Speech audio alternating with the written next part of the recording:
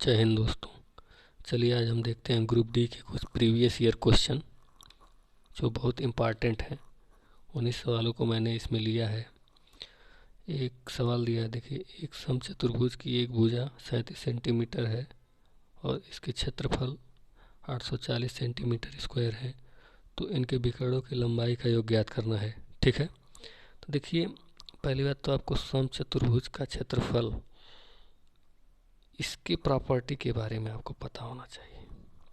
ठीक, पहली बात तो इसका डायगोनल और इसके एरिया के बीच में रिलेशन क्या होता है आपको जानना चाहिए। पहली बात देखिए, इसका जो डायगोनल है एक दूसरे को 90 डिग्री पे समद्विभाजित करते हैं। इसका मतलब ये और ये बराबर होंगे। समद्विभाजित का मतलब समान बराबर भागों में बांटते हैं। ठीक, अगर मान लेते हैं ये D1 है, टोटल है, ये D2 है, तो ये 90 डिग्री है, ये कर्ण होगा इन छोटे त्रिभुज का।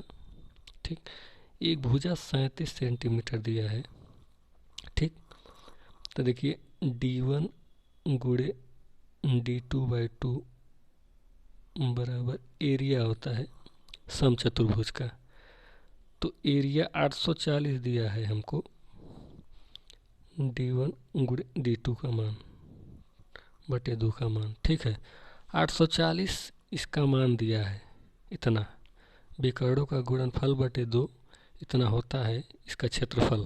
तो क्वेश्चन में क्षेत्रफल इसका 840 दिया है। तो ठीक है, देखिए, अगर इसको बेसिक वे से निकालेंगे, D1 D2 का मान निकालेंगे तो थोड़ा कॉम्प्लिकेटिव बन जाएगा। ठीक, D1 D2 का मान निकालना है, उसके बाद उसका योग करना। पहली बात तो D1 square plus D2 square निकालना पड़ेगा, फिर 37 स्क्वायर के बराबर करके D1 प्लस D2 का होल स्क्वायर करें, मतलब यार बड़ा हो जाएगा। तो इस सवाल को अगर बेसिक से लगाएंगे तो शायद आपका टाइम बहुत ज़्यादा वेस्ट होगा। तो आपको मैं बता रहा हूँ कैसे लगाना है। देखिए, ये 37 है, 37, 35 और 12 का एक ट्रिपलेट होता है। 12, 35, 37 का एक ट्रिपलेट होता है। इसका स्क्वायर इन दोनों के स्क्वायरों के योग के बराबर होगा। देख लीजिएगा, ये है ट्रिपलेट है तो इसका मतलब ही यही होता है। तो देखिए, ये 35 है, ये 12 है, तो ये टोटल कितना होगा? 24 होगा। ये टोटल कितना होगा? 70 होगा। 70 डायगोनल 1 गुणे 24 डायगोनल 2 का बटे 2 करना है। अगर करने के बाद अगर 840 आ जाता है तो इसका मतलब ये सेटिस्फाई है। 70 और 24 डायगोनल D1 D2। ठीक है, 12 ये है, 12 7 84, इसका मतलब ये 70 होगा पहला डायगोनल, और डायगोनल 2 जो है 24 होगा। तो इनका योग पूछा है, तो 70 प्लस 24 94, इनका आंसर 94 आएगा, इन दोनों के विकर्णों का योग। ठीक है, चलिए एक सवाल दिया है, जैसे भिन्न को इसके सरल रूप में परिवर्तित करना है। ठीक है, तो 4/9, देखिए सिंपल सवाल है, 4/9 बटे 12 का मतलब, इसका मतलब एक लिख सकते हैं, तो टोटल ऊपर चला जाएगा, 4/9 एक ऊपर चला जाएगा, 12 नीचे चला जाएगा, 4 3 12, 9 3 27, 1/27 इसका आंसर होगा। चलिए देखिए, आगे सवाल दिया है, जैसे इसका मान ज्ञात करना है हमको। ठीक, पहले क्या करना है, इस माइनस के इधर जितने भी हैं उनको पहले तोड़ लीजिए, इधर इसको तोड़ लीजिए, 625 होगा। स्क्वायर करेंगे तो 2 अंक पे दशमलव लग जाएगा, क्योंकि 2 बार गुणा किया जाता है।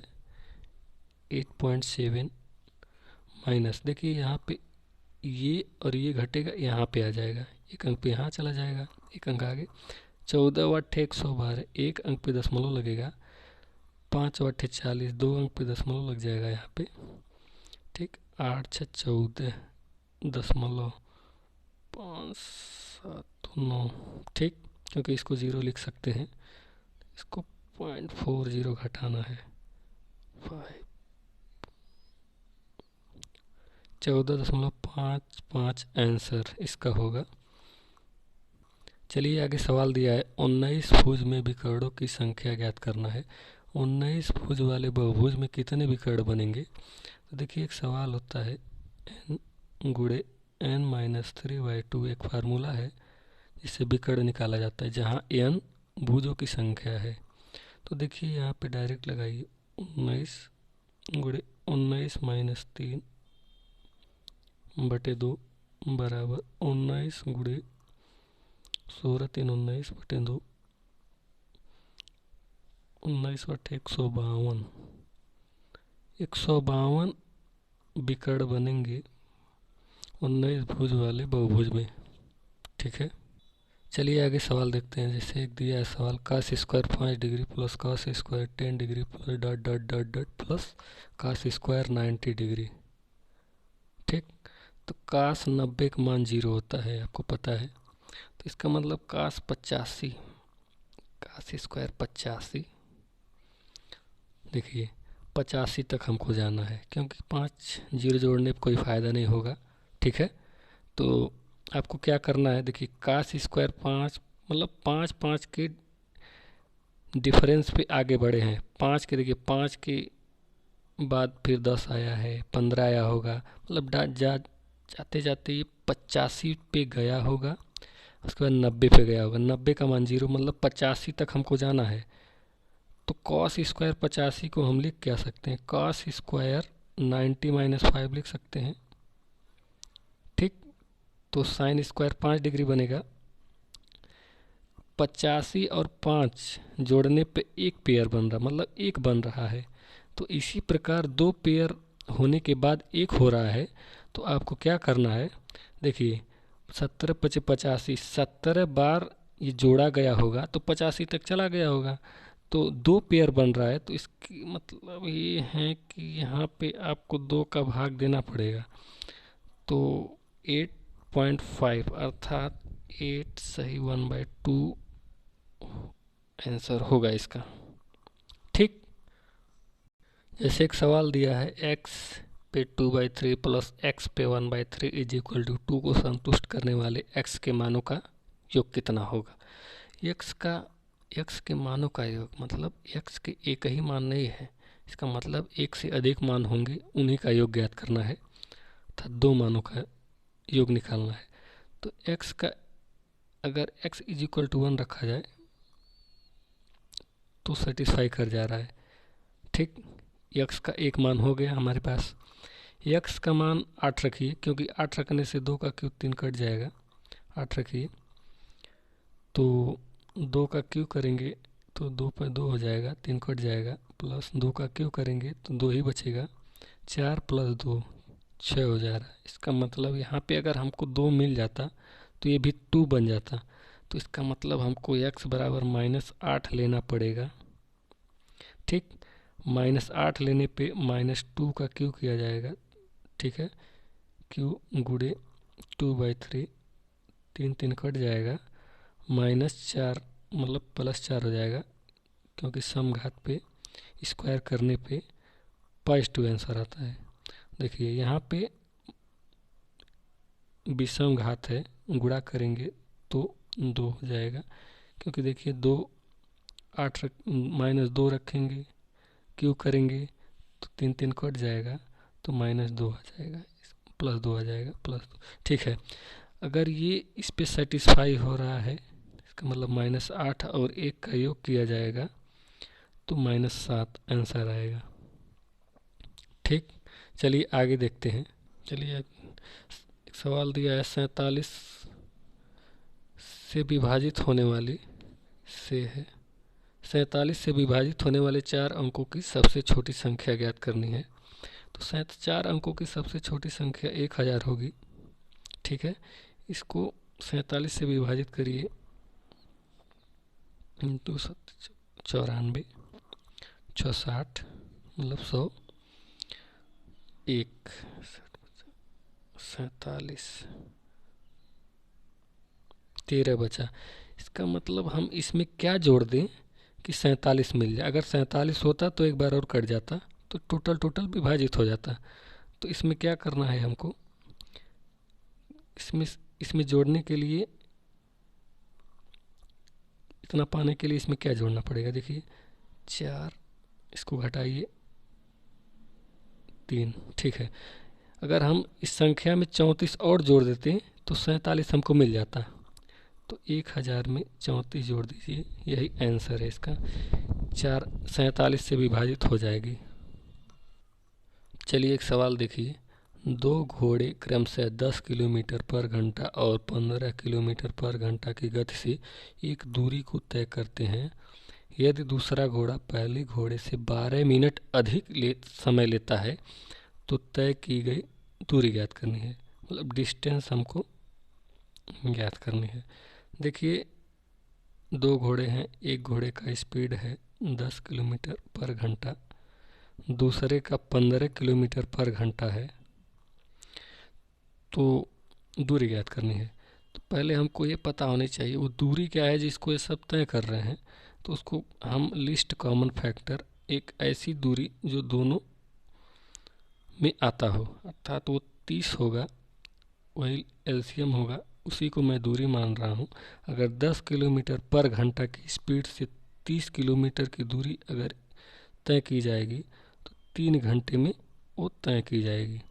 15 किलोमीटर पर घंटा से अगर कोई घोड़ा तय करता है 30 किलोमीटर दूरी को 2 घंटे में वो तय कर लेगा, ठीक है। तो कह रहा है कि पहले घोड़े का दूसरा घोड़ा पहले घोड़े से 12 मिनट अधिक समय ले रहा है। देखिए ये दूसरा घोड़ा है, ये पहला घोड़ा है, इस हिसाब से 1 घंटा अधिक ले रहा है, लेकिन क्वेश्चन में कहा है 1 घंटा नहीं ले रहा है, 12 मिनट समय अधिक ले रहा है। तो ये 60 मिनट होता है, ठीक। एक्चुअली 1 यूनिट का मान 12/60, 1/5, ठीक है। तो दूरी भी अपने आप का, अगर ये 60 मिनट न होकर के अपने आप का 1/5 है तो ये भी अपने आप का 30 किलोमीटर न होकर के अपने आप का 1/5 गुना होगा, 6 किलोमीटर दूरी, अर्थात वो पूरी दूरी 6 किलोमीटर थी जिसको वो तय कर रहे थे। जैसे एक सवाल दिया है, यदि 3 sec square x minus 2 tan square x is equal to 6 दिया है, तो 0 degree or equal to less than x, x less than or equal to 90 degree, तो एक्स इज इक्वल टू क्या होगा। देखिए इसको लगाना है, देखिए 3 sec स्क्वायर एक्स, पहली बात तो आपको ट्रिग्नोमेट्री का फार्मूला याद होना चाहिए। सेक स्क्वायर एक्स माइनस 1 बराबर 6 दिया है, 3 sec square x minus 2 sec square x minus 2, minus minus plus हो जाएगा, बराबर 6। इसमें से घटेगा तो sec स्क्वायर एक्स बराबर उधर जाएगा 4 हो जाएगा, sec x is equal to 2, तो x is equal to 60 degree, क्योंकि sec 60 अंश का मान 2 होता है, ठीक। जैसे एक अगला सवाल दिया है, जैसे 1250 पर 15 वर्षों के लिए 1.6% वार्षिक साधारण ब्याज की राशि कितनी होगी, मतलब SI का मान पूछा है, ठीक है। देखिए 15 वर्ष है, टाइम, रेट ऑफ इंटरेस्ट दिया है 1.6%। पहली बात इनका गुणा करिए, आखिर वो टोटल रेट ऑफ इंटरेस्ट कितना लेगा, कितना परसेंट लेगा, 15 छक्का 90, 15 15 24, इतना परसेंट उसका टोटल रेट लगेगा 1250 पे।